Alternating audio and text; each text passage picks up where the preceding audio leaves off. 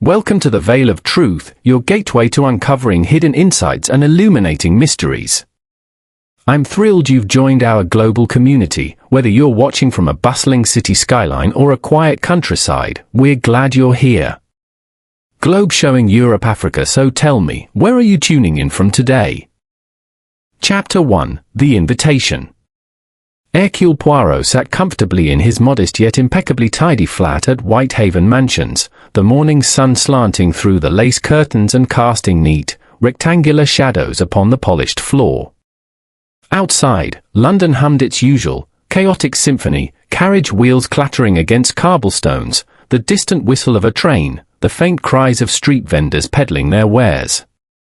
Poirot, however, was impervious to the city's commotion. He preferred the quiet workings of his little grey cells, and today, they would be set to task in a manner most intriguing. The letter lay upon his desk, its heavy cream paper and elegant handwriting immediately capturing his attention. The envelope bore the seal of Hawthorne Hall, a stylized hawthorn tree, and a single, urgent phrase, "Your expertise is required. Strange events afflict my household. Come at once." Poirot smiled faintly, delicately touching the tip of his meticulously waxed moustache. The words were vague, yes, but the letter had a certain, ineffable urgency, one that spoke directly to the detective's unyielding curiosity. "Mon Dieu," he murmured to himself, "it is not merely a question of theft or betrayal, n'est-ce pas? Non, there is something more, something unseen. Perhaps, an intricate puzzle waiting for my little grey cells." A brief pause allowed Poirot to savour the anticipation. There was a thrill in the unknown, in mysteries that defied the ordinary. And Hawthorne Hall, a sprawling estate tucked into the hills of Yorkshire, promised precisely that. The journey itself would be long, he noted, but of no matter, he always considered travel a necessary indulgence for the mind. By mid-afternoon, Poirot was aboard the train to Yorkshire, seated near a window from which he observed the countryside unravel in a series of rolling fields and misty hills. The air seemed cooler, fresher, as if carrying whispers of secrets waiting to be unearthed. He noted the small details, the direction of the sun's reflection on the glass, the subtle tension in fellow passengers, the faint trace of smoke from a distant chimney. Each detail, no matter how trivial, was a potential clue, an opportunity for observation. Upon arrival at the village nearest Hawthorne Hall, Poirot hired a carriage and instructed the driver, a young man named Tomlinson, to take him up the winding road that led to the estate. The path was narrow, flanked by towering oaks and hedgerows that seemed to embrace the road like silent sentinels. A light fog clung to the ground, lending the landscape a spectral quality, as though the earth itself were holding its breath. "Ah, mon ami," Poirot said, addressing the driver, "you have lived here long, yes? Tell me, does anything unusual occur at night? Strange sounds, perhaps? Or people disappearing for a moment and reappearing?" Tomlinson, a practical young man with little patience for idle speculation, merely shrugged. "Nothing I would call strange, sir. The hall is old. Sometimes things creak, doors stick, or the wind moves objects. Old houses do that." Poirot nodded with the slightest, knowing smile. Yes, but I find that the old houses often hide secrets far greater than creaking floorboards, yes. Secrets which some call uncanny." The carriage wound higher, and the fog thickened, curling around trees like silvery serpents. Poirot's sharp eyes missed nothing, the unusual tilt of a signpost, a broken branch lying at an unnatural angle, the faint track of an animal that seemed more calculated than chance would allow. Every anomaly, however small, was catalogued and filed in the detective's mind. At last, Hawthorne Hall emerged from the mist. The manor was a grand, imposing structure, its stone facade darkened by age and weather, turrets rising like watchful guardians into the grey sky. Windows glimmered faintly with the reflections of distant lamps, and smoke curled lazily from the chimneys. The air carried the scent of damp earth and something more, something old, perhaps a lingering trace of lives long past within these walls. The carriage rattled along the gravel, and Poirot's gaze swept over the entrance, noting the iron gate slightly ajar, the careful arrangement of potted plants that seemed untouched for weeks, and the faint, almost imperceptible sound of movement inside. He descended with his usual elegance, bowing slightly to Tomlinson, who awaited payment. The great oak doors of Hawthorne Hall opened with a sonorous creak, revealing a servant who appeared simultaneously startled and wary. "You are Monsieur Poirot?" the young man asked, voice tinged with hesitation. "Indeed," Poirot replied, his accent refined, precise. "I have come at the request of Lady Beatrice Hawthorne. Pray, will you escort me to her presence?" The servant hesitated, glancing over his shoulder, before beckoning Poirot through a dimly lit hallway adorned with ancestral portraits and heavy tapestries. Each image seemed to watch the detective as he passed, and Poirot's eyes flicked briefly to them, noting posture, expression, and the faint dust on frames, another set of silent witnesses to the household's mysteries. Lady Beatrice Hawthorne awaited in a drawing-room, a woman of formidable presence despite her apparent age. Her hair was silvered and arranged with meticulous care, her gown, though simple, bore the unmistakable elegance of aristocracy. She rose as Poirot entered, extending a hand with a mixture of resolve and distress. "Monsieur Poirot," she said, her voice steady yet lined with unease. "I am grateful you could come so swiftly. We have experienced events that defy reason. Guests are frightened, servants whisper of voices and moving objects. I do not know whom to trust, and yet I know someone must understand." Poirot inclined his head, his eyes narrowing slightly. "Madam, you have come to the correct person. I shall not rest until all is revealed. Tell me everything from the beginning. Each sound, each movement, each shadow. Nothing is too trivial, n'est-ce pas?" And so, with meticulous patience, Lady Beatrice began to recount the events at Hawthorne Hall, the faint tapping in the night, the sudden chills that swept through rooms, the inexplicable illness of a visiting friend, and the family heirloom that had disappeared under circumstances no one could explain. Poirot listened, his fingers steepled, eyes flicking between her and the shadows that lingered in the corners of the room. As the evening deepened and the first lamps were lit, casting long, trembling shadows across the drawing-room, Poirot reflected silently. This is no ordinary mystery. Something extraordinary has occurred here, though I suspect the solution is not beyond human design. His little grey cells were already at work, organizing the details, noting inconsistencies, and preparing to unravel the complex tapestry of deceit, fear, and human frailty that awaited him. The night outside whispered with the rustle of unseen leaves and the distant cry of an owl. Poirot's mind, ever vigilant, welcomed the challenge. Hawthorne Hall had secrets, yes, and he intended to reveal each one, in his own inimitable manner, with elegance, logic, and precision.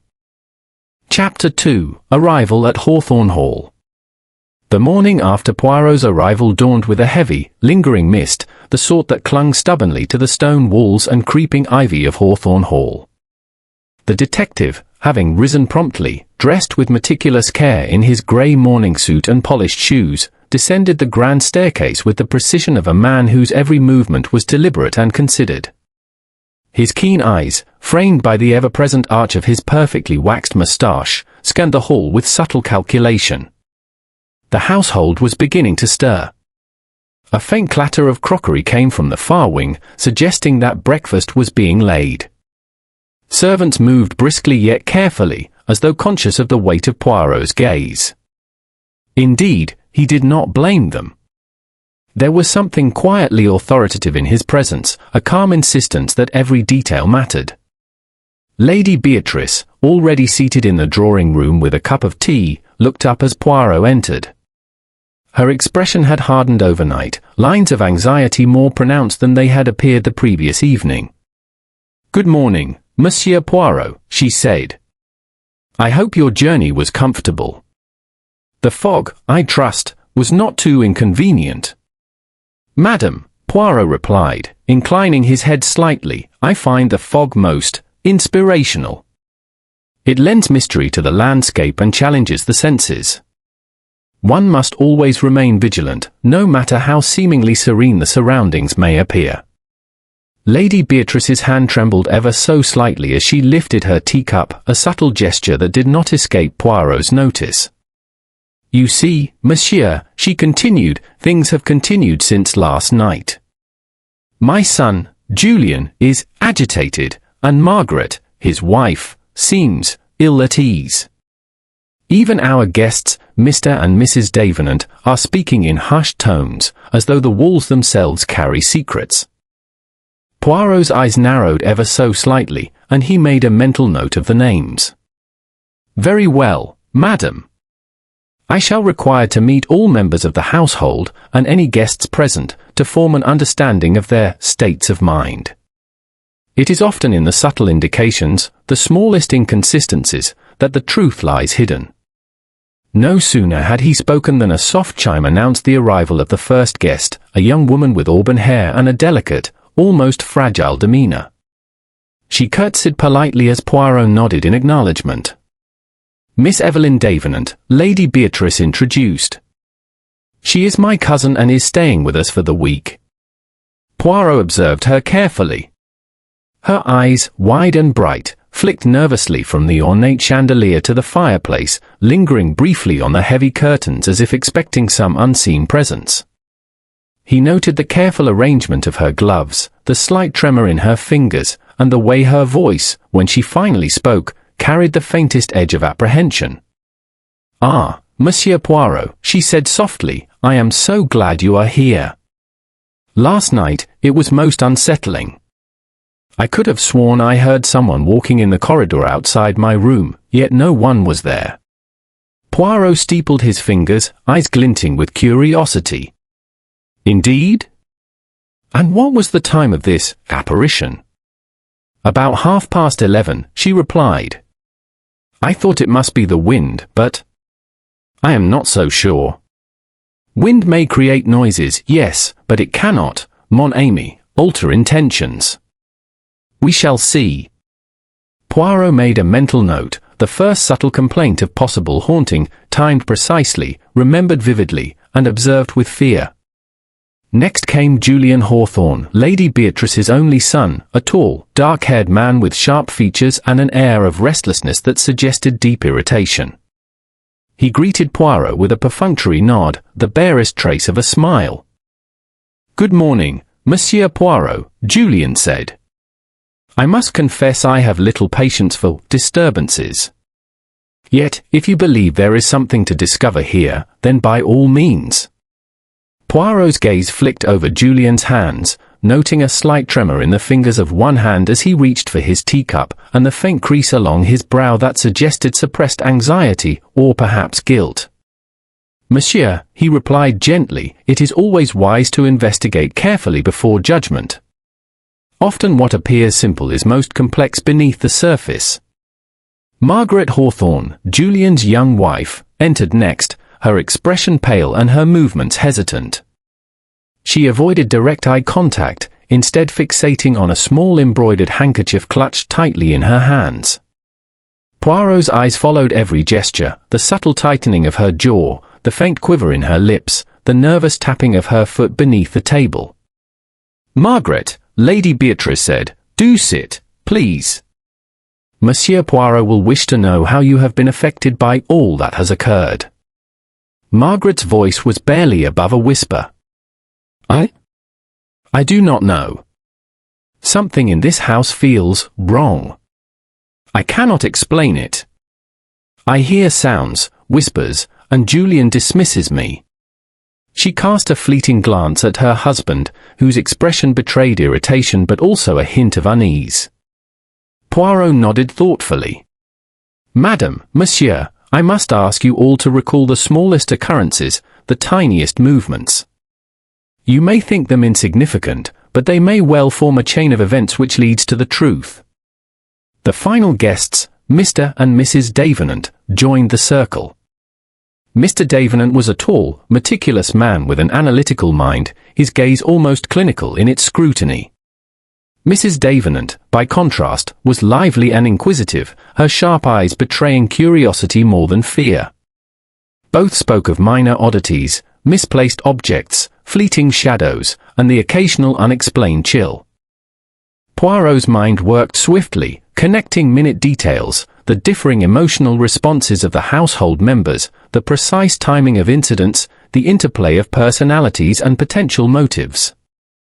Already, the puzzle was forming in his mind, each piece carefully examined before fitting into place. After breakfast, Poirot requested a tour of the hall, ostensibly to familiarize himself with its layout. The household moved like a reluctant chorus around him, guiding him through long corridors, vast drawing rooms, a library lined with dust-heavy tomes, and a conservatory that smelled faintly of damp earth. Every step, every creak of the floorboard, Poirot noted with meticulous attention.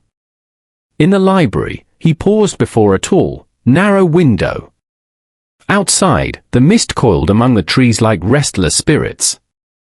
Poirot's sharp eyes caught the faint impression of footprints in the soft earth just beyond the garden path. They were irregular, and yet deliberate, too precise to be merely accidental. Curious, he murmured, almost to himself.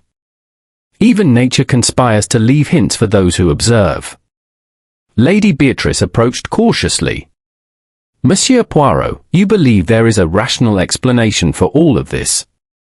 Poirot smiled slightly, the corners of his eyes crinkling. Madam, the human mind is a complex instrument. Fear, jealousy, ambition, pride, all may produce illusions as powerful as any spectre. But do not worry. In time, all shall be revealed, n'est-ce pas? And so, as the morning passed into afternoon, Poirot methodically catalogued his observations. Faces, gestures, footsteps, subtle noises, all were recorded in the quiet chambers of his mind. Already, the threads of a complicated tapestry were beginning to take shape, and the detective, as ever, was ready to follow them wherever they might lead.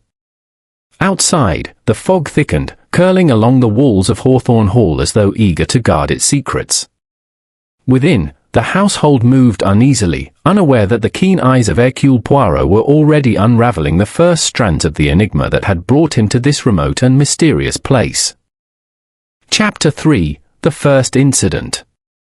The afternoon sun, though partially veiled by a persistent Yorkshire fog, cast a muted glow across the manicured gardens of Hawthorne Hall.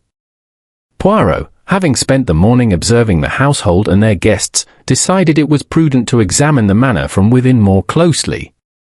He strolled slowly through the corridors, each step measured, his eyes noting the slightest irregularity, a polished banister slightly smudged, a painting hung with barely perceptible tilt, the faint trace of damp upon a section of carpet.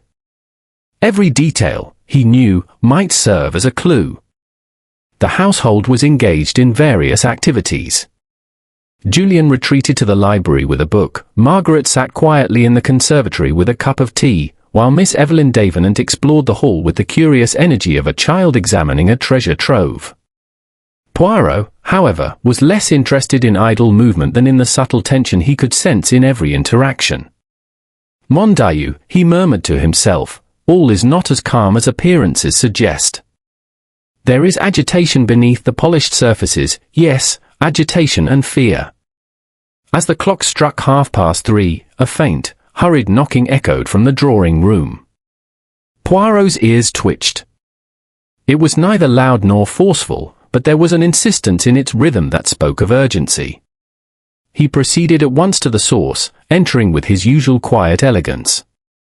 Evelyn Davenant stood near the French doors leading to the terrace, her hands trembling slightly.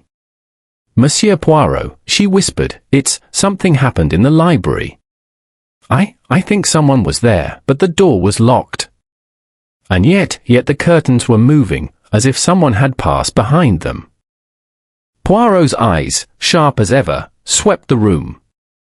The library, a grand space lined with bookshelves reaching toward the ceiling, seemed undisturbed at first glance. A faint draught caused the heavy curtains to flutter, and a marble bust on the mantelpiece had shifted ever so slightly. He moved closer, examining the floor for footprints, the edges of the rugs for disturbance. "Tell me exactly what you observed, mademoiselle."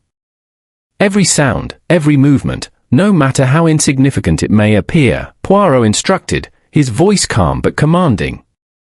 Evelyn hesitated, then recounted the events in precise detail: the soft creak of the floorboards, the sudden rustle of curtains, the feeling of being watched, the inexplicable cold that seemed to settle in the room. Poirot listened intently, nodding occasionally.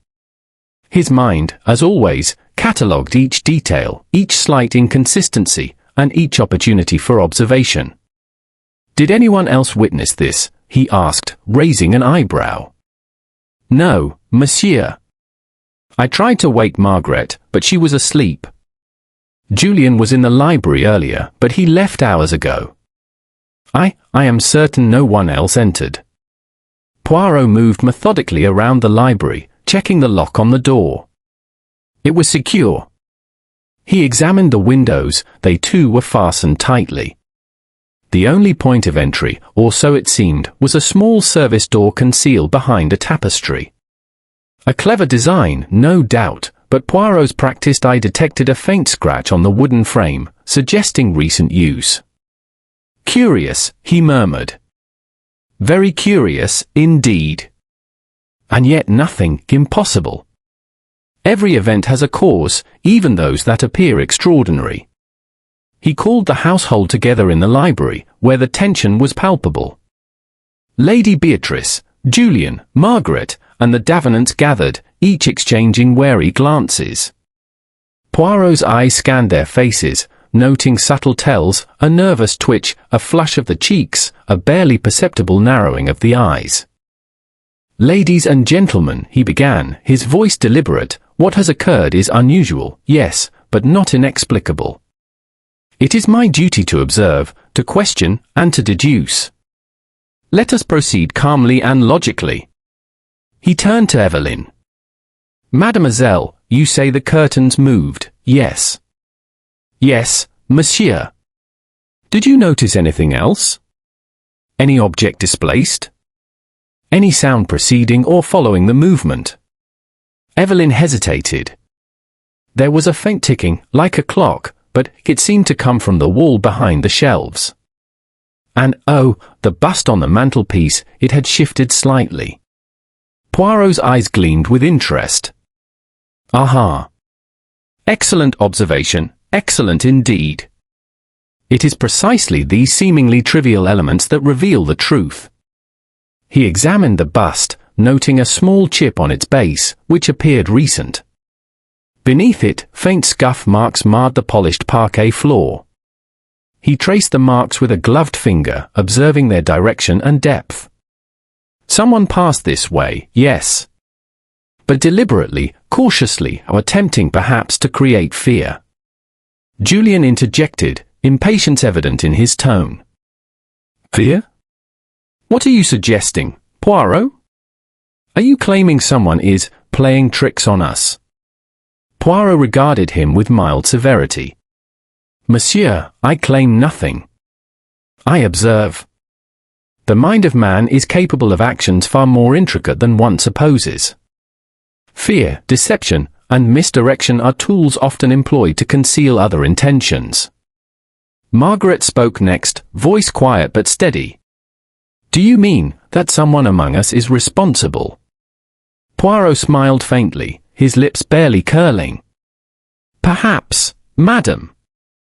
But before we assign blame, one must consider every possibility, even those that appear most improbable. For the improbable often contains a kernel of truth, no matter how small." He then requested the household to provide accounts of the previous evening's events, meticulously comparing their recollections. Small discrepancies emerged. A clock in the hallway reportedly stopped for a few minutes, a servant claimed to have heard footsteps where none should have been, and Lady Beatrice mentioned a faint cold draught in a room that had been locked. Each detail, seemingly isolated, Poirot noted carefully. By evening, Poirot had conducted his own discreet investigation. He measured distances between doors and windows, tested the locks, examined the tapestries, and even inspected the garden outside for traces of passage. A faint set of footprints in the soft earth suggested someone had indeed moved quietly near the library terrace, but they were irregular, as if intended to mislead. Finally, as night fell, Poirot gathered the household once more. "Miss Amos," he said, "you have all witnessed events that cause unease. That is undeniable. But I assure you, there is nothing supernatural here. All occurrences have a rational explanation. And tonight, I shall begin to reveal the threads that may lead us to understanding." He paused, letting his gaze sweep over each person in the room. "You may rest assured that my little grey cells are at work. Observations, subtle clues, and psychological insight, these are the tools by which truth is uncovered. But patience is required, for one cannot force revelation, one must allow it to emerge from careful study." As the household dispersed for the night, the library remained empty save for Poirot. He stood before the fireplace, hands clasped behind his back, eyes fixed on the flickering flames. He whispered to himself, "the game is afoot. A most curious game, filled with shadows, deception, and misdirection. And yet, I shall see. I shall see clearly, even through the fog of fear." Outside, the mists whirled like restless spirits among the hedgerows, hiding secrets from all but the most perceptive. Inside, Poirot's mind worked tirelessly, cataloguing, analyzing, connecting threads. The first incident had occurred, subtle and unnerving, but he already sensed that it was only the beginning. Hawthorne Hall, with its secrets, rivalries, and hidden motives, had opened its doors to him, and Hercule Poirot would leave only when every secret had been revealed. Chapter 4: Secrets Beneath the Surface.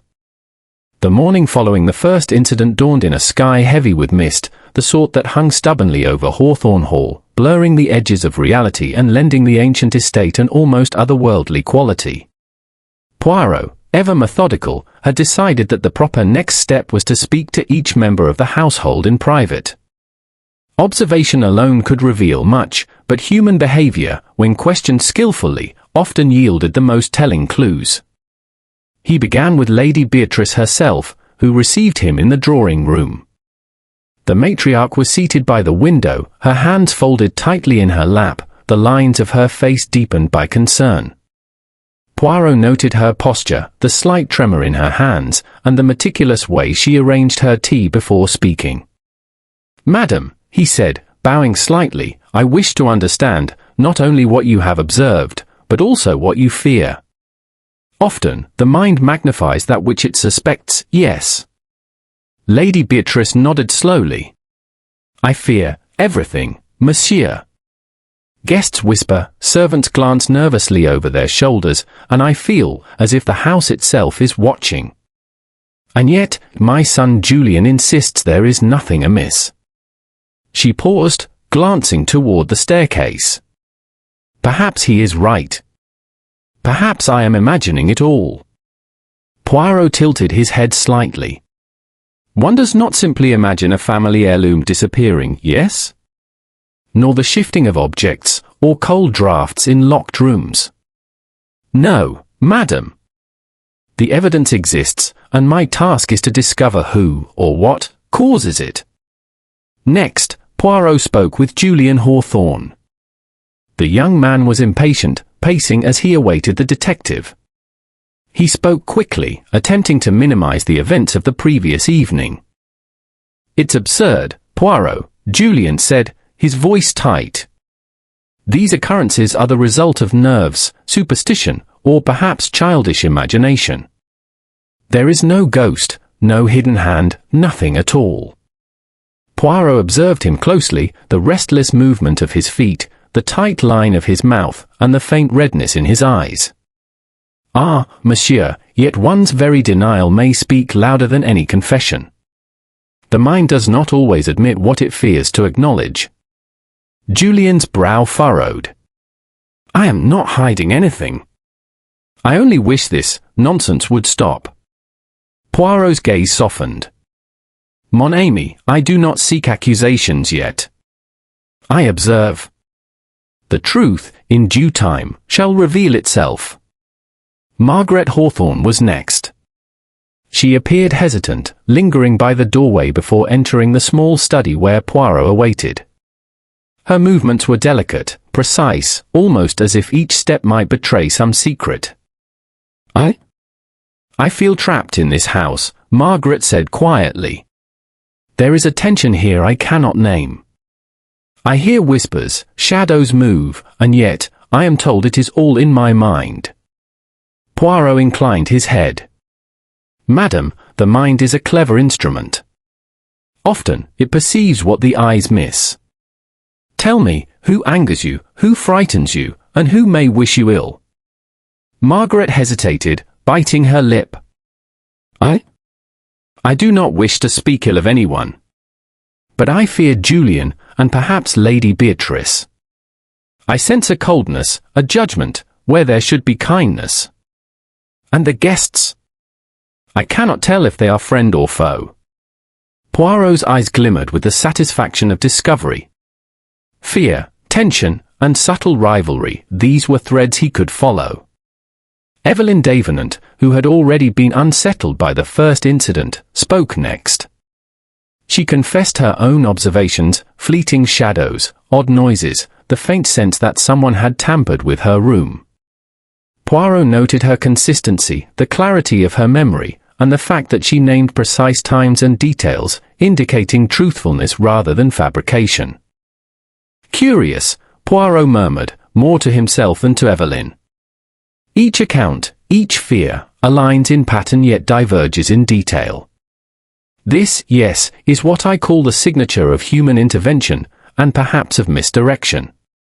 Finally, Poirot spoke with the housekeeper, Mrs. Grayson, a stern woman of middle age with sharp eyes and an air of careful discipline. She claimed to have noticed nothing unusual, yet Poirot detected the slightest hesitation, the flicker of her gaze toward the library. Madam, he asked gently, does it not trouble you that objects move, that footsteps echo in locked rooms? Mrs. Grayson's lips tightened. I do my duty, monsieur. I have served this household for many years. I notice things. But I cannot say more.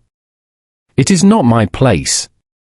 Poirot smiled subtly, for he had already detected the faintest inconsistencies, the hesitations, the omissions. Very well, madam.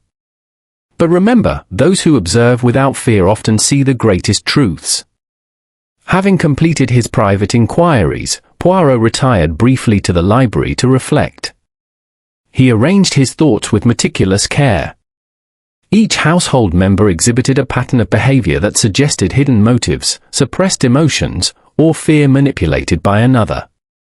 The missing heirloom, the disturbances in the library, the cold drafts, they were not random. And yet, there remained elements that did not align perfectly with human action alone. Poirot considered the architectural peculiarities of Hawthorne Hall. Secret passages, long corridors, hidden alcoves, each provided opportunity for mischief or concealment. But he also knew that architecture alone could not explain subtle psychological manipulation, whispered warnings, fleeting glances, timed noises. These were all tools in the hands of someone clever and patient. By late afternoon, Poirot had completed a preliminary mapping of the household, who was likely to act impulsively, who had reason for secrecy, and who appeared genuinely fearful. He noted that Julian's impatience and occasional anger could mask guilt, Margaret's anxiety suggested awareness of more than she revealed, and Evelyn's clarity pointed toward innocence, yet a heightened sensitivity to suggestion. Lady Beatrice, while commanding, displayed an anxiety rooted perhaps in family tensions or fear of public embarrassment. Poirot's methodical mind worked steadily. He created mental diagrams, connecting events with potential motives and probable perpetrators.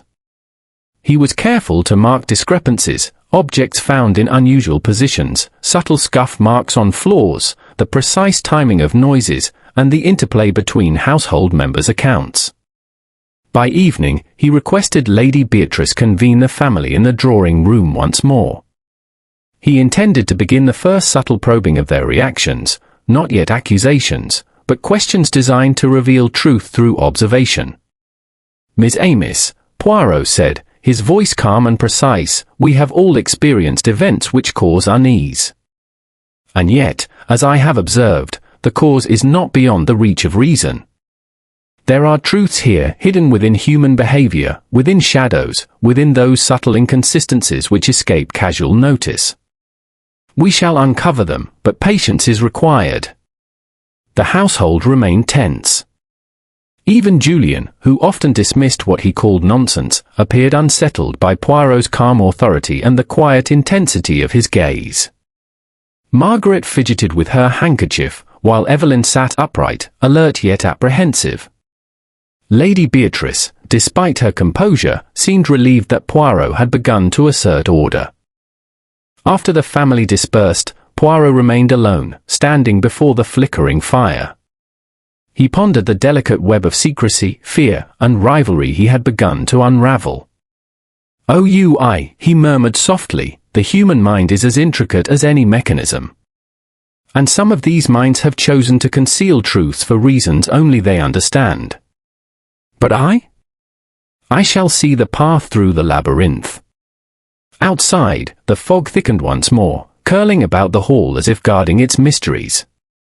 Inside, Hercule Poirot's little grey cells were already at work, assembling fragments of observation, subtle motives, and human psychology into a pattern.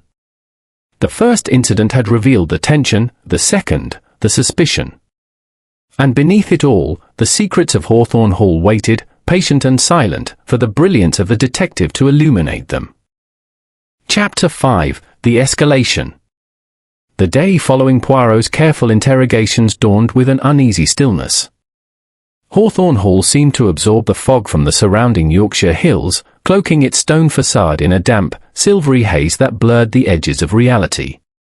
Poirot, ever methodical, rose early and dressed with precision. His eyes, bright and attentive, already carried the weight of the subtle revelations he had gathered the previous day. Breakfast passed quietly, each member of the household wary and subdued. Lady Beatrice, though composed, moved with a faint rigidity, as if the house itself held her in suspense. Julian Hawthorne displayed bursts of irritation at the smallest inconveniences, a mislaid teaspoon, a draught across the table, which Poirot noted carefully. Margaret, pale and hesitant, sipped her tea in near silence, glancing anxiously toward the library. Evelyn Davenant, the picture of polite composure, nevertheless betrayed an undercurrent of unease in the tension of her hands. Poirot, for his part, seemed the calmest of all, his measured movements and quiet observation contrasting sharply with the subtle nervous energy surrounding him. He had long ago learned that chaos often reveals more than order, and that fear, when genuine, leaves traces no mind can fully conceal. The first disturbance of the day occurred shortly after 10 o'clock. A faint, high-pitched clatter echoed from the corridor outside the conservatory. Margaret started, her cup rattling in her hand, and even Julian's brow furrowed. Poirot's eyes narrowed. "Miss Amos," he said, rising, "it seems the hall is eager to present us with further complications. Let us proceed calmly." They followed Poirot to the source of the sound. A small table, normally arranged neatly with a porcelain vase of flowers, had been overturned. The vase lay shattered, petals scattered across the polished floor. There were no footprints nearby, and the windows were securely fastened. "Curious," Poirot murmured, kneeling to examine the scene. "Observe, Essellinois Vase Plat, the vase is heavy, yet it has moved without visible cause. Note the pattern of the fragments, they suggest an impact from the side, not from above." He paused, touching the polished parquet lightly. "See here? A faint scrape, a trace of someone's movement. Yet subtle, deliberate, intended to deceive the observer." Julian crossed his arms, scowling. "You see? Nonsense. A simple draft or the vibrations of the house. Why do we overcomplicate matters?" Poirot's eyes met his sharply. "Monsieur, even the simplest event leaves evidence. It is our duty to observe carefully. Chaos may conceal intention, but it also reveals it, if one is attentive. Margaret stepped closer, her voice trembling slightly. Monsieur Poirot. I feel it, this house is alive. I hear whispers, see shadows, it is impossible to rest. Poirot nodded slowly, noting the psychological effect the house exerted on her. Madam, often fear magnifies what is already present. And sometimes it creates shadows where none exist. But let us not dismiss the facts. The vase, the displaced objects, the disturbances, they are real, yes. And someone, I suspect, has orchestrated them. Later that afternoon, a more alarming incident occurred. Mr. Davenant, who had spent the morning inspecting the hall's extensive library, called out in sudden alarm. Poirot and the household rushed to the scene. A small, ornate cabinet containing a valuable family heirloom, a silver locket encrusted with garnets, had been forced open. The locket was gone. Lady Beatrice gasped, covering her mouth. Impossible! Who would? Poirot crouched to inspect the cabinet. The lock had been expertly manipulated, leaving minimal marks. A faint smudge on the polished surface suggested a hurried touch, and the faint scent of tobacco, distinctive, yet subtle, hung in the air. Observe carefully, Miss Amiss, Poirot said. The locket has been removed by someone with knowledge, skill, and intent. Not by spirits, not by chance, but by human hand. And the traces left behind are themselves clues. Julian stepped forward, anger breaking through his usual composure. This is preposterous. Are we to believe one of our own is responsible? This is an insult. Poirot's gaze was steady. Monsieur, the evidence suggests motive as well as opportunity. But accusations are premature. One must observe before acting. It is the subtleties, the glance, the hesitation, the whispered contradiction, that reveal the culprit. Throughout the day, the disturbances continued, each more unsettling than the last. Footsteps echoed through empty corridors, doors that had been locked the night before were found slightly ajar, cold drafts moved along hallways with no apparent source. Yet Poirot noted inconsistencies, an echo that did not match the architecture, a scuff mark leading nowhere, a shadow that did not correspond to any occupant. Each anomaly, he recognized, was part of a larger pattern of misdirection. Poirot spent the afternoon interviewing the household again, this time with an emphasis on alibis. He asked who had been near the library during the disappearance of the locket, who had entered the conservatory before the vase was overturned, and who might have been in the corridors at odd intervals. Discrepancies emerged. A servant claimed to have been in the kitchens at the time but was unable to provide corroboration. Julian's timeline for his movements was vague, and Margaret's recollection contained minor but telling inconsistencies. Even Evelyn, so precise in her observations, admitted to briefly leaving her room unobserved. Poirot's mind worked tirelessly, cataloguing each thread. The pattern began to emerge. The disturbances were not random, nor purely psychological. They were deliberate, carefully staged to unsettle the household, to divert attention, and perhaps to conceal a greater crime. He began to suspect a dual strategy, one that relied on both manipulation of human perception and subtle physical intervention. By evening, Poirot had requested that the household gather in the drawing room once more. The tension was palpable. Lady Beatrice, though composed, sat rigidly. Julian's agitation was barely concealed. Margaret fidgeted with her hands. Evelyn maintained alert composure, though her wide eyes betrayed lingering fear. Monsieur Poirot, Lady Beatrice said softly, can you explain these events? Or are we doomed to live in terror? Poirot's voice, calm yet deliberate, carried a weight that demanded attention. Madam, you are not doomed. The events, though unsettling, are neither supernatural nor inexplicable. They are the work of human hands and human intent. Yet one must proceed carefully, for the hand is skilled, the mind clever, and the mind's influence, on both heart and household, is subtle indeed. He paused, letting his words sink in. Tonight, I shall begin to test the reactions of each individual. Subtle observations, seemingly trivial questions, and careful attention to expression will reveal the truth. And in doing so, we shall begin to uncover not only the perpetrator of these disturbances, but also the motive that guides them. As the household dispersed to their rooms for the night, Poirot remained in the drawing room, hands clasped behind his back, eyes scanning the shadows cast by the flickering firelight. Each incident, each anomaly, each trembling hand or diverted gaze added to the intricate tapestry he was constructing in his mind. "OUI," he murmured softly, "the game deepens. Fear, misdirection, and deception intertwine. And yet, as ever, the truth, no matter how carefully concealed, will reveal itself to one who observes with care, patience, and the little grey cells." Outside, the fog thickened once again, curling along the stone walls and hedgerows of Hawthorne Hall, as though guarding the secrets that waited to be uncovered. Inside, Hercule Poirot's eyes, sharp and unyielding, continued to follow every movement, every gesture, and every shadow. The escalation had begun, and the house itself seemed to pulse with anticipation. Chapter 6: The Unravelling. The morning after the escalating disturbances at Hawthorne Hall dawned grey and heavy with mist. Even the garden seemed subdued, the flower beds draped in droplets of moisture that clung to petals and leaves like tiny crystal ornaments. Within the hall, the air carried a different weight, a mixture of unease, suspicion, and anticipation.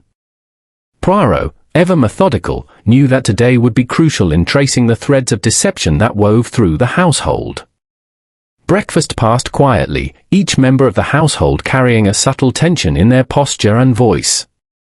Julian Hawthorne was restless, drumming his fingers on the table, while Margaret's eyes flicked nervously toward the library, as though expecting a new disturbance at any moment. Evelyn Davenant, though outwardly composed, showed the slightest tension in the way she clasped her hands around her teacup. Lady Beatrice, ever dignified, sipped her tea with meticulous care, her eyes thoughtful and wary. Poirot, seated with calm composure, allowed his little grey cells to work quietly, cataloguing every glance, every twitch, and every irregularity. The previous day's incidents, the overturned vase, the disappearance of the silver locket, the mysterious noises, were pieces of a puzzle. Now, it was time to test the household's reaction systematically, to uncover inconsistencies, contradictions, and hidden motives.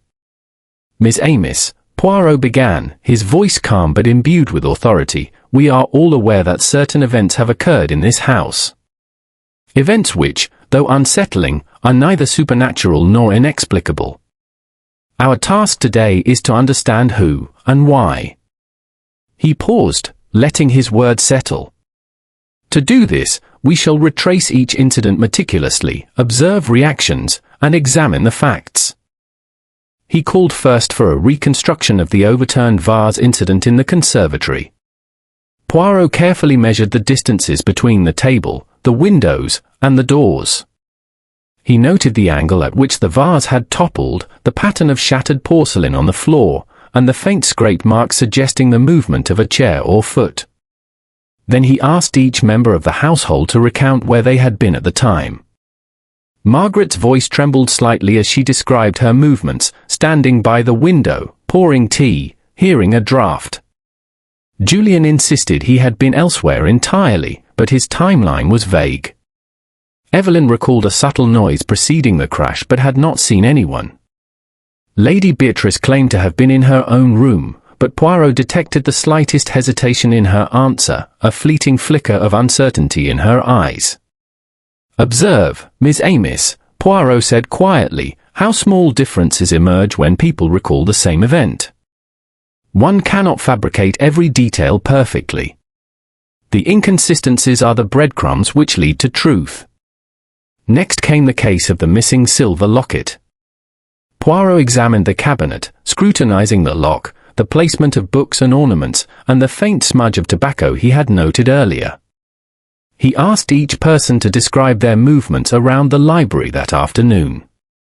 Julian's account again lacked precision, while Margaret's attention to detail revealed that she had noticed a slight disturbance among the books, something overlooked by the others. Evelyn remembered stepping into the library briefly, yet she had not touched anything. Even the servants, when questioned, revealed discrepancies. One had claimed to have been in the kitchens, yet Poirot discovered a footprint on the library rug that suggested brief presence elsewhere. Poirot's eyes gleamed as he began to draw subtle connections. "It is clear, Miss Amiss, that the incidents are not random. There is deliberate intention behind each disturbance. The hand that manipulates objects, creates noises, and disturbs our peace is careful, yes, but it cannot escape observation entirely. Subtle signs remain, and they guide us." He then turned to the psychological aspect, observing the reactions of the household members as he recounted events. Julian's impatience often bordered on aggression, revealing both irritation and, possibly, concealed guilt. Margaret's anxiety suggested knowledge she was not yet ready to voice, while Evelyn's composure indicated honesty but also a heightened sensitivity to fear. Lady Beatrice, though outwardly commanding, revealed subtle tension in the way she shifted her hands, a sign of concern or apprehension. "The human mind," Poirot said quietly, almost to himself, "is a delicate instrument. It betrays truths even when the lips deny them. One must only pay attention, with patience and precision." Poirot then requested a demonstration. He asked Margaret to place an object on a table and leave the room briefly. When she returned, he guided Julian to enter the room and touch the object. He watched carefully, noting Julian's hesitation, the slight avoidance of direct eye contact, and the subtle tremor of his fingers.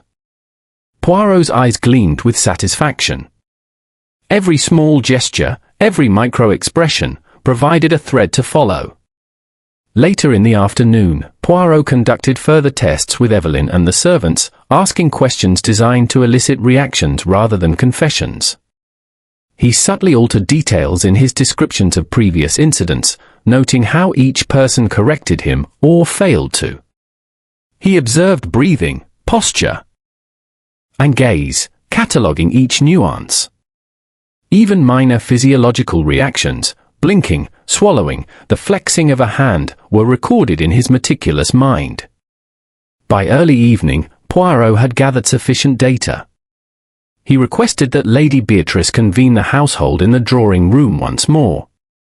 The room, illuminated by the soft glow of lamps, was filled with tension. Julian's brow was furrowed, Margaret's hands trembled slightly, Evelyn maintained composure, and Lady Beatrice regarded Poirot with hope and apprehension. "Monsieur Poirot," Lady Beatrice began, her voice quiet, "can you tell us what is happening? Must we continue to live in fear?"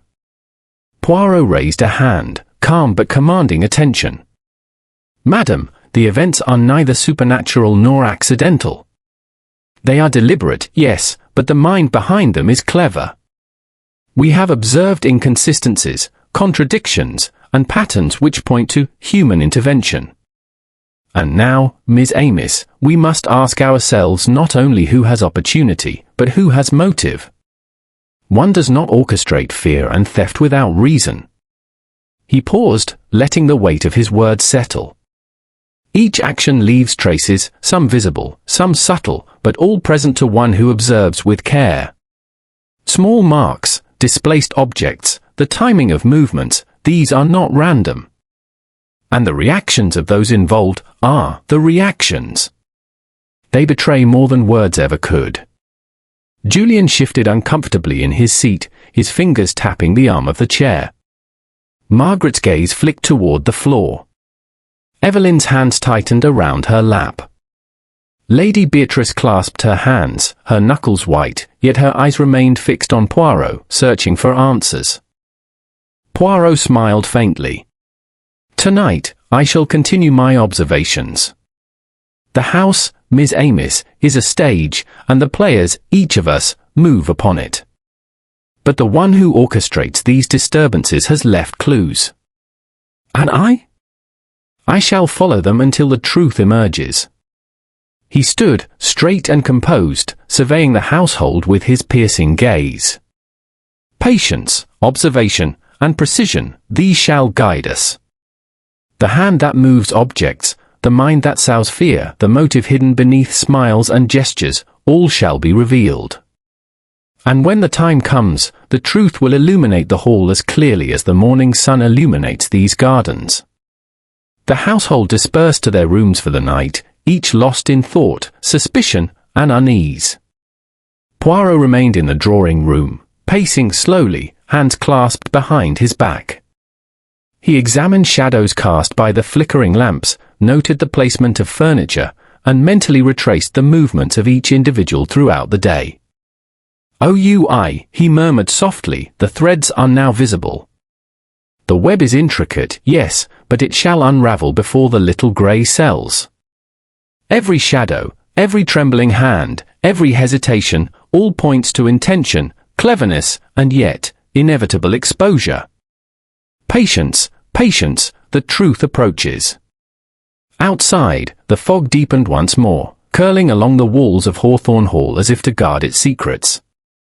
Inside, Hercule Poirot's eyes glimmered with the quiet certainty of a mind tirelessly at work. The unravelling had begun. And no matter how subtle the deception, the detective's brilliance would follow each thread to its end. Chapter 7: The Night of Revelation. The night at Hawthorne Hall arrived with an oppressive stillness, the fog rolling in thick curtains around the manor and muffling distant sounds. Even the normally steady tick of the grandfather clock seemed subdued, as though the house itself were holding its breath. Poirot, having spent the day reconstructing events and observing subtle reactions, sensed that the culmination of the mystery was at hand. The disturbances, once subtle, had escalated, and the clever hand behind them would likely make another move, tonight. Dinner had passed with unusual quiet. Julian, usually restless, seemed inwardly brooding, while Margaret sat in almost rigid attention, her pale face reflecting unease. Evelyn, though outwardly composed, flicked quick glances toward doors and corners, her nervous energy almost imperceptible. Lady Beatrice maintained her dignified poise, but Poirot noticed the faint tightening of her lips and the slight narrowing of her eyes when the conversation turned to the recent incidents. After dessert, Poirot requested that the household gather in the drawing room. The atmosphere was tense, each person aware that something was about to occur. Poirot's presence brought a quiet order to the room, his small, deliberate gestures commanding attention without force. "Miss Amis," he said, his voice calm, "we have seen disturbances, objects moved, noises in locked rooms, and a theft which has caused much unease. The time has come to observe carefully, for tonight may reveal what the little grey cells have long suspected." He gestured to Lady Beatrice. "Madam, would you mind leaving the room briefly? Just for a few minutes. I wish to conduct a small experiment." Lady Beatrice complied, rising gracefully and excusing herself. Julian and Margaret exchanged uncertain glances, while Evelyn remained seated, attentive. Poirot motioned for them to follow his instructions carefully. "Observe," he said quietly, "and speak only if asked. We shall see what occurs when the hand behind these incidents believes itself unobserved." Poirot began by positioning certain objects in the room: the silver locket, which had been returned secretly by one of the servants upon his request, a small vase, and several pieces of heavy paperweights. He placed them in precise locations, noting their alignment with shadows, sightlines, and potential pathways through the room. Every detail mattered. He then left the room, quietly watching from a hidden alcove just outside the door, his eyes sharp, noting every movement and shadow. For nearly an hour, the household remained still, tense in anticipation. Then, subtly, something moved. A shadow passed near the library doorway. A figure crept along the corridor, deliberate yet cautious, avoiding the central lights. Poirot's keen eyes caught the faint outline of a hand reaching for the silver locket. The figure paused, glanced toward the alcove where Poirot observed, and continued with precision, removing the locket and replacing it with a small, folded note. Poirot did not move. He allowed the act to complete. Then, with a quiet step, he emerged from his hiding place. "Ah," he said softly, yet with authority, "I believe our perpetrator has underestimated the observation of one very patient detective." The figure, Julian Hawthorne, froze, eyes wide, a flicker of guilt passing across his face. He opened his mouth, but Poirot raised a finger. "Non, monsieur. No words yet. Let us understand fully before revelation." Poirot approached calmly, retrieving the note left in place of the locket. He unfolded it and examined the contents carefully, a cryptic message warning of consequences should certain family matters be revealed. He pocketed the note. The motive is not greed alone, yes. There is fear and desire to conceal, intertwined with pride and perhaps protection of a secret. He motioned Julian to remain in place and returned to the drawing room to gather the rest of the household. Margaret and Evelyn looked at him with a mixture of awe and apprehension, while Lady Beatrice, who had just returned, sensed immediately that the crucial moment had arrived. "Miss Amos," Poirot began, "the time has come for truth. What has been presented as disorder, as disturbances of the household, has been orchestrated by human hands. The hand that moved objects, created fear, and removed the locket, belongs to one among us." He paused, letting the tension build. "And that one is Monsieur Julian Hawthorne." Julian's face went pale, his composure unraveling. I can explain," he stammered. "It was not what you think, Poirot." Poirot's eyes, sharp and unwavering, studied him. "Ah, but it is exactly what I think. Every detail, every subtle discrepancy, every hesitation in your answers has led to this conclusion. You sought to conceal not mere objects, but truths, truths which might embarrass, truths which might alter the reputation of the family. Your method was careful, yes, clever even, but not perfect." Margaret gasped, her hands flying to her mouth. "Julian?" Julian's voice broke. I only meant to protect what my father entrusted. The locket, it contains information about the estate, documents hidden for generations. I feared that revealing them would destroy everything." Poirot nodded gently, his eyes softening. "Monsieur, I understand the desire to protect, but the method chosen, fear, misdirection, theft, is never justified. And so the disturbances, the subtle terror, the seeming supernatural, these were all orchestrated to mask your movements and intentions.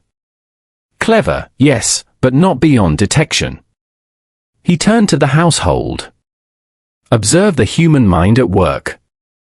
The subtle marks on the floors, the displaced objects. The careful timing, these were the threads that, when carefully observed, revealed the pattern. The little grey cells, as always, have prevailed." Margaret, recovering slightly, stepped toward her husband. "Julian, why not tell me?" she whispered. Julian's shoulders slumped. "I was afraid. Afraid of judgment, of scandal. I thought I could control it all. I was wrong." Poirot moved to the center of the room, spreading his hands slightly. "The lesson, Miss Amos, is that fear and secrecy create more fear and secrecy. Transparency, truth, and careful observation, these reveal clarity, even amidst the fog of deception." Lady Beatrice's hands trembled slightly as she approached her son. "Julian, you have frightened us all. But perhaps it is not too late to restore calm." Poirot smiled faintly. "Indeed, madam. With the truth revealed, the disturbances cease. The locket, safely returned, reveals nothing sinister beyond family history. And the orchestrator, well, he must now consider the consequences of his actions with honesty and reflection." The household exhaled collectively, the tension that had gripped the hall for days easing slightly, though some unease lingered, natural after days of subtle terror. Poirot, ever meticulous, remained vigilant, ensuring that all traces of deception were accounted for and understood. Finally, he addressed the room one last time for the evening. Miss Amos, Hawthorne Hall is no longer a stage for shadows and uncertainty. The truth, revealed through careful observation, patience, and the understanding of human psychology, illuminates even the darkest corners. Let this be a lesson: even the cleverest mind, when faced with the little grey cells of Hercule Poirot, cannot remain hidden. The household dispersed, each member lost in thought. Julian remained quietly seated, reflective and chastened. Margaret stayed close, offering silent support. Evelyn returned to her room, her composure restored, and Lady Beatrice, though relieved, retained a quiet dignity as she contemplated the day's revelations. Poirot remained in the drawing-room, eyes scanning the now quiet halls. The fog outside pressed against the windows, but within, clarity had returned. The little grey cells had triumphed once more, threading through fear, deception, and human frailty to uncover the ultimate truth. And for Hercule Poirot, there was always satisfaction in a puzzle solved, not merely for the solution, but for the subtle intricacies that had led there. Chapter 8: The Little Grey Cells Prevail. The morning after Julian Hawthorne's confession dawned pale and subdued. The fog that had clung to Hawthorne Hall for days had lifted slightly, leaving a muted light that softened the edges of the stone facade. Yet inside the hall, a sense of calm, tentative but tangible, had settled over the household.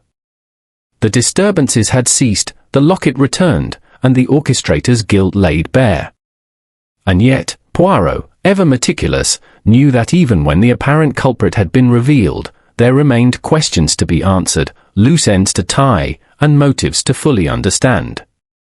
Poirot requested that the household gather once more in the library, the room that had borne witness to the first incident and the escalation that followed. Lady Beatrice, Julian, Margaret, and Evelyn assembled, each aware that the final revelation would come not only from confessions but from the precise reasoning of the little grey cells. Miss Amos, Poirot began, his hands clasped behind his back, eyes sweeping the room with characteristic precision. The events of the past week have tested our nerves, patience, and understanding. Yet as always, there is logic, even when fear or misdirection obscures it. Today, we shall examine not only the who but also the why and the how of these occurrences. He paused, allowing his words to settle. We know, of course, that Monsieur Julian Hawthorne orchestrated the disturbances, the vase overturned, the locket temporarily removed, and the noises intended to frighten and mislead. He acted with intention, yes, but also with fear, fear of exposure and misunderstanding, fear for the family's reputation. His methods were clever, yet even cleverness leaves evidence. And the little grey cells leave no thread unexplored. Poirot's eyes glimmered as he turned to the assembled household. Now, to the details. Consider the first incident, the movement of the curtains and the shifting of the marble bust. These were not supernatural, as some suggested, nor random. They were subtle manipulations designed to unsettle the observers. The scrape on the parquet floor, the angle of the bust, the alignment of the curtains, all deliberate. Margaret leaned forward, her hands gripping the edge of her chair. But how did you know it was Julian? And why would he? Poirot smiled faintly. Ah, madam, the why is always as important as the who. Observe the reactions of those involved. Julian's impatience, the inconsistencies in his alibi, and his visible discomfort when questioned, all were clues. The subtle physiological responses, the tension in his hands, the avoidance of eye contact, the micro-expressions unnoticed by ordinary observers, revealed truth where words failed. He moved to the cabinet where the locket had been kept and pointed. The theft of the locket, though brief, was an act intended to conceal a secret. Julian feared that exposure of the documents within might cause scandal or misunderstanding. Yet the act required misdirection, for the household would have questioned his presence otherwise. Hence the carefully staged disturbances, the overturned vase, the sounds of footsteps, and the shifting of objects. A clever plan, yes, but it contained errors detectable by careful observation. Poirot's gaze shifted to Lady Beatrice. And, madam, your reactions, though dignified, betrayed concern and suspicion that served as confirmation of the tension in the household. One does not command composure entirely when fear lingers beneath the surface. Every subtle gesture, tightened lips, a flicker of the eyes, a pause before answering, speaks volumes. He then addressed Margaret. You, madam, perceived disturbances with heightened sensitivity. Your awareness of subtle changes, the noises, drafts, and shadows, indicated both honesty and anxiety. You noticed details that others missed, such as the slight displacement of books and objects. Your perception was invaluable in understanding the sequence of events, though your interpretation was colored by natural fear. Poirot turned to Evelyn Davenant. And you, mademoiselle, while observant and precise, were attentive to changes in the household without bias.